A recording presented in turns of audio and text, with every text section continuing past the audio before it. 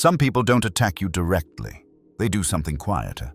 You tell them a clean piece of good news, a small win, a step forward, and they don't argue with the facts. They change the meaning.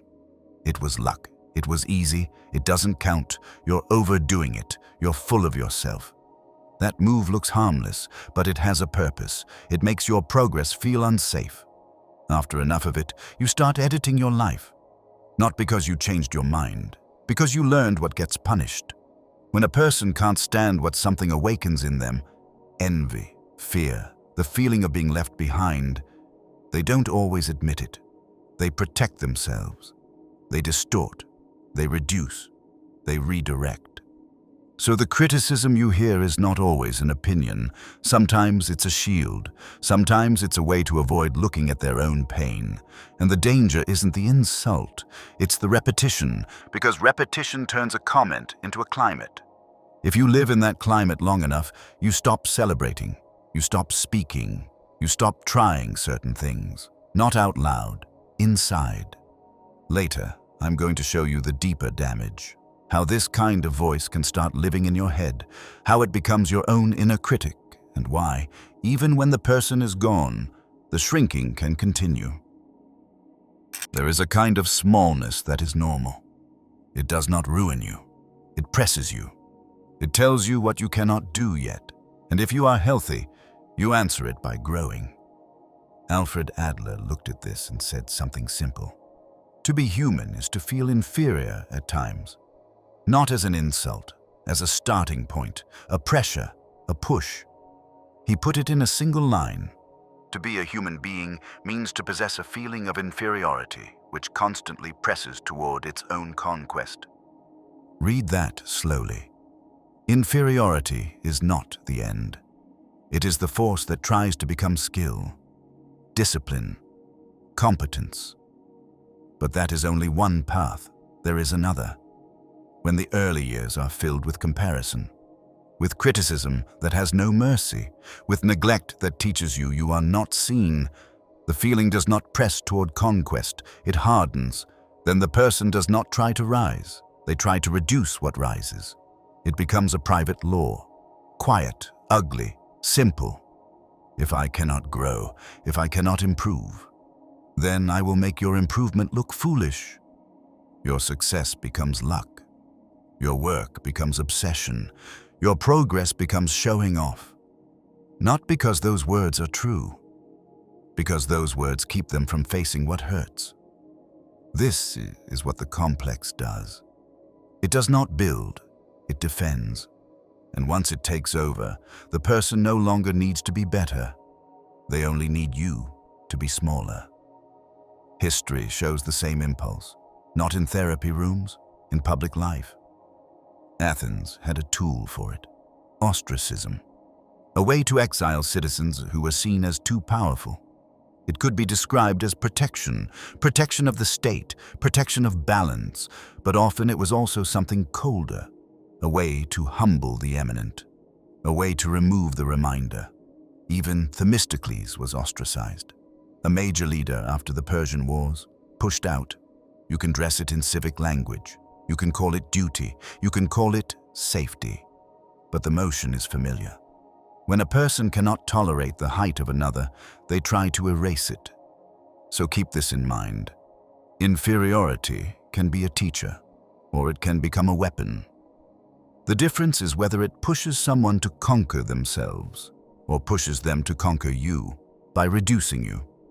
That is the root. You don't have to say much for it to happen. Sometimes you don't say anything at all. You improve. You choose better. You move. And somewhere near you, a person stiffens. Not because you harmed them, because your movement creates a measurement. To them, your success isn't just a fact. It feels like a verdict, a silent sentence. You're moving forward. They're still standing in the same place. That gap is what they feel, not you. The gap. When your life gets lighter, theirs can feel heavier. When your plan becomes clearer, their confusion becomes louder. When you become disciplined, their excuses become obvious. Not to you, to them. So their body treats your win like a threat. They don't call it that. They call it annoying. They call it lucky. They call it not that impressive. But what's happening is simple. Your progress forces a comparison, and the comparison hurts. So they try to change the meaning of your success, not because they studied psychology, because it protects them from feeling exposed. They downplay it, they dismiss it, they discredit it. They say you got help. They say it's easy for you. They say you're obsessed. They say you're trying too hard. All of it does one thing. It reduces the pressure inside them. If your win is nothing, then their stagnation is not a problem. If your progress is just luck, then their lack of progress is just circumstances. They don't have to face themselves. Not today. That's why the tone matters. They aren't correcting you. They're calming themselves. And it's why arguing rarely works. Because you think the subject is you, but the subject is them. Their words are not a report. They are a shield. A fragile ego doesn't want truth. It wants relief. It wants distance from the mirror. So it reaches for the quickest method. It tries to make you smaller. Not in public, always. Sometimes quietly. Sometimes as a joke. Sometimes with a smile. The mechanism is the same. Your growth creates tension. They release that tension by rewriting your growth. That's the core. Chronic criticism is often self-preservation, not accuracy. When you understand this, you stop asking the wrong question. You stop asking, is this true? And you start hearing what it really is. A person trying not to collapse under comparison. So when they shrink your success, don't rush to prove it. Notice what your success did. It touched a wound, and they reacted, not to you, to what you represent. Keep that clear. It changes the weight of their voice. They cut you down, then call it honesty. They throw a sentence like a small blade, and when you flinch, they shrug. As if the wound is your fault. That label is not innocent. I'm just honest is a shield. It lets them stay clean in their own mind. It turns cruelty into virtue. It turns impulse into principle. And it saves them from one thing: admitting what's actually driving them. This is the self-serving move. They frame themselves as the reasonable one, the brave one, the person who tells it like it is, so they never have to say the simplest sentence. I don't like what your progress makes me feel. Most people won't say that sentence, not because they are noble, because it hurts. So the mind protects itself, not with truth, with distortion. Freud had a blunt line for this. The ego is not master in its own house. Meaning, you can believe you're choosing your behavior while something underneath is steering, quietly, automatically. That's where defenses enter, not as a plan, as reflex, projection. They place their discomfort onto you, what they can't tolerate in themselves. They accuse you of. If they feel small, you become arrogant. If they feel envious, you become attention-seeking. They don't experience it as a lie. They experience it as relief. Rationalization. They invent a clean story after the fact, a moral reason, a logical reason, anything that sounds adult. So the real reason stays buried, and they can keep believing they are fair. Displacement. They can't strike the real target, so they strike the safe one. Their anger belongs somewhere else, but you're nearby, you're visible, you're reachable, so it lands on you. Minimization. They drain weight from what you did. They make your effort smaller, your risk smaller, your talent smaller. Anyone could do that. Not a big deal. They don't just reduce your achievement, they reduce the pressure they feel. Notice what all of this has in common. None of it requires growth. None of it requires honesty. It only requires a new angle, a new story, a new target. And then there's the mask that confuses people. Superiority. Sometimes they act above you. Not loud, not theatrical, just a faint tone, a smirk, a correction no one asked for, a tiny verdict. That superiority is not strength, it's anesthesia. It numbs the ache for a moment. Because if they can place you beneath them, they don't have to face the possibility that they feel beneath you. It's not about you being wrong. It's about them trying not to collapse. So they build height out of words. They stand on tiptoe, and they hope you don't notice how much they're shaking.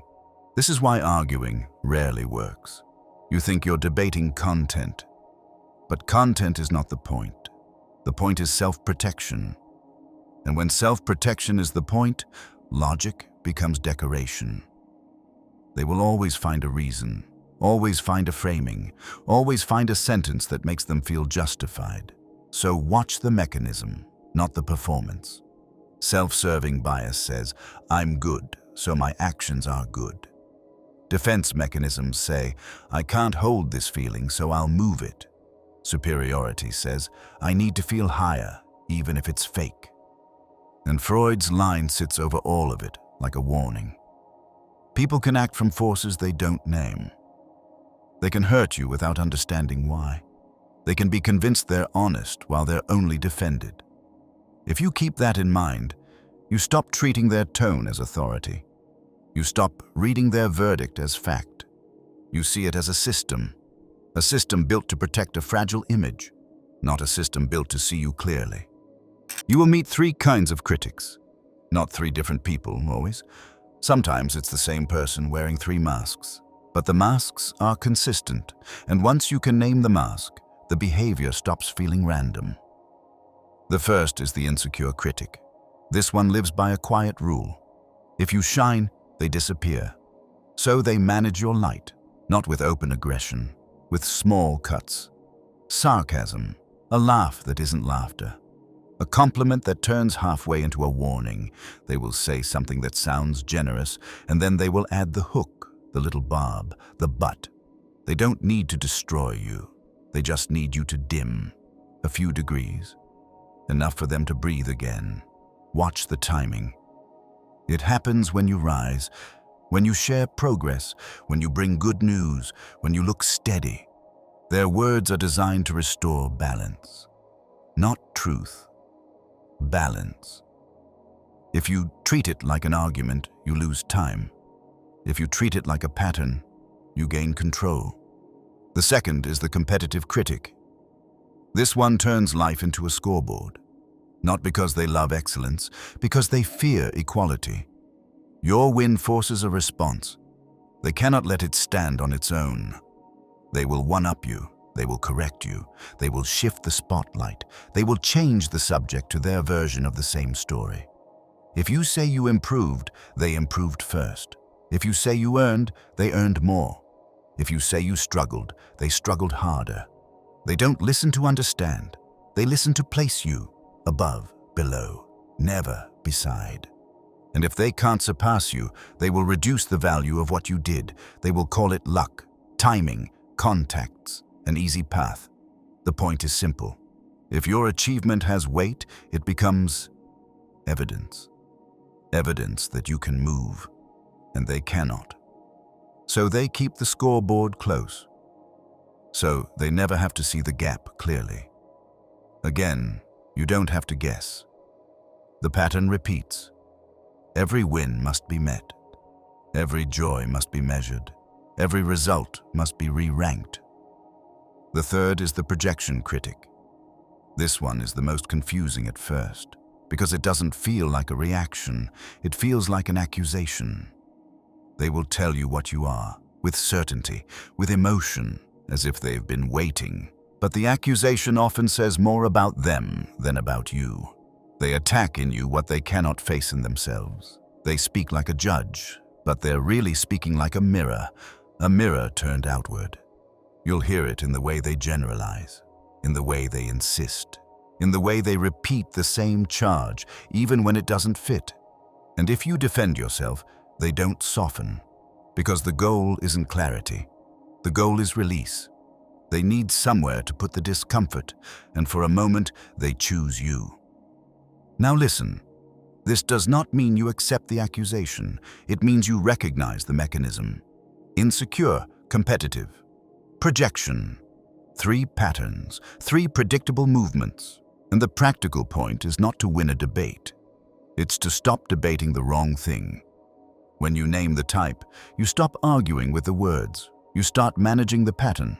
With the insecure critic, You don't chase approval. You notice the dimming, and you refuse to dim. With the competitive critic, you don't hand them a scoreboard.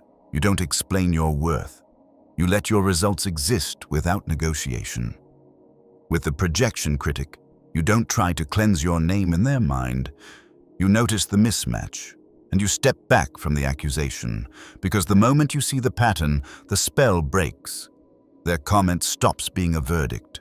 It becomes a signal of which mask is speaking and what it needs, not what you are. So the next time it happens, don't rush, don't tighten, don't explain your life. Just listen for the pattern. Name it silently and respond to the pattern, not to the noise. Repetition changes the effect. One remark is noise. A pattern becomes a climate, and a climate changes how you live inside your own head. After enough put-downs, you start adjusting before they even speak. You rehearse your words, you soften your wins, you hide the parts of your life that used to feel clean. You don't call it fear. You call it being careful. You call it not wanting drama. But the result is simple. You second-guess what you've earned. You stop trusting the feeling of progress. You stop treating success as real. You treat it like something that can be taken away by a comment. So you shrink. Not all at once, by inches. You share less. You aim lower. You keep your plans vague. You delay decisions. Not because you can't, because you don't want to be punished for moving. That's the slow poison. It doesn't break you loudly. It edits you quietly. And then the darker shift happens. Their voice moves in. At first, it's external. You hear it from them. Then you hear it after them. Then you hear it without them. You do something well. And before you feel pride, a sentence appears. Anyone could do that. It's not that impressive. You'll mess it up later. It doesn't even sound like them anymore. It sounds like you. That's how an outside critic becomes an inner one. You don't need their presence. You carry the posture they trained into you. You start watching yourself, correcting yourself, punishing yourself. You cut off your own confidence before anyone else can. You step down before you can be pushed. And this is why it's so effective, because the harm keeps working even when the person is gone. Now look at where that behavior comes from, not to excuse it, to name it. Some people learned early that approval was scarce, that love was conditional, that praise had a price, that attention could be withdrawn without warning. They grew up in a room where comparison was normal, where someone was always better, where mistakes weren't information, they were shame. So they adapted. They learned to scan for status. They learned to rank people. They learn to protect their pride by attacking first.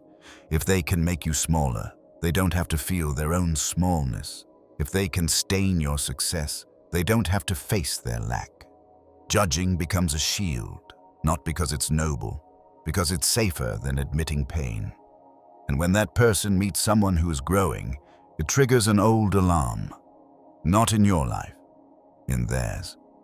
Your progress becomes a mirror, and they don't want to look. So they do what they learned. They criticize, they minimize, they poke holes. Not because they see you clearly, because they can't stand what you reflect. That's the mechanism, a steady, quiet pressure. Enough to make a person begin treating his own life like something he must apologize for. And if you've felt that pressure, you already know what it costs, not just confidence, time, motion, possibility, not with one insult, with 1,000 small cuts to your willingness to fully show up. If you want more breakdowns like this, ego games, power dynamics, and how to stay untouchable, subscribe now. When the comment lands, do not take the bait. That is the whole mechanism. They throw a line. They wait for you to react, because your reaction is proof that their words matter. So you change the equation. You stay calm. Not soft, not friendly, just steady. Give them less. Minimal emotion, minimal explanation, minimal fuel. You do not argue, you do not defend, you do not perform. You do not try to be understood by someone who is not listening. This is gray rock. Your face stays neutral, your voice stays level. Your words stay short. Then you place a boundary. Clean. No debate. No justification. I don't receive comments like that. And you stop. You do not continue the conversation for them. You do not soften it to make it easier for them to swallow. You let the silence do its job. Inside you reframe. Not later. Right there. This is information about them, not truth about you. Their tone is not authority. Their discomfort is not a verdict. Their judgment is not a measurement. You can understand their psychology without absorbing it. You can see the projection without wearing it. And you do not shrink to keep them comfortable. You do not reduce your life so their insecurity can breathe. Calm, minimal, clear. That is how you stay out of their game. That is how you keep your mind in your own hands.